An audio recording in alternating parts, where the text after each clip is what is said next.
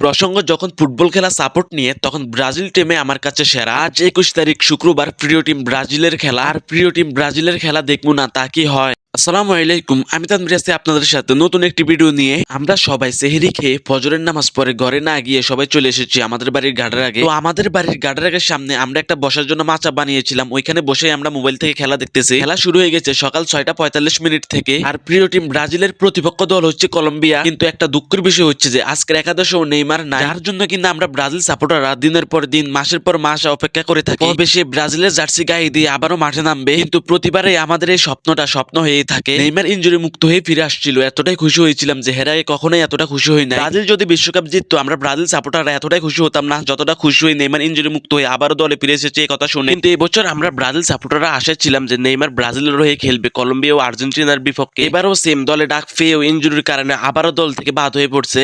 Finally Brazil 5 মিনিটের মাথায় penalty থেকে একটি গোল করে ফেলছে। খেলার শুরুটা খুব দারুণভাবে কামব্যাক করেছিল তারা, কিন্তু হঠাৎ 41 মিনিটের সময় কলম্বিয়া গোল একটা করে সময়তে ফিরে চলে আসে। খুব হতাশায় ছিলাম যে আবারও মনে হয় যেন ড্র নিয়ে মাঠ ছাড়তে হবে। ম্যাচ শেষ হওয়ার আগ পর্যন্ত ছিল এমন সম্ভাবনা। খেলা শেষ হওয়ার 1 মিনিট আগে এক দুর্দান্ত শটে এগিয়ে যায় ব্রাজিল। খেলার শুরু থেকেই চলে দুই দলের হাড্ডাহাড্ডি লড়াই। এই দুই দলের হাড্ডাহাড্ডি লড়াইয়ে 2-1 গোলে জিতে যায় প্রিয় টিম ব্রাজিল।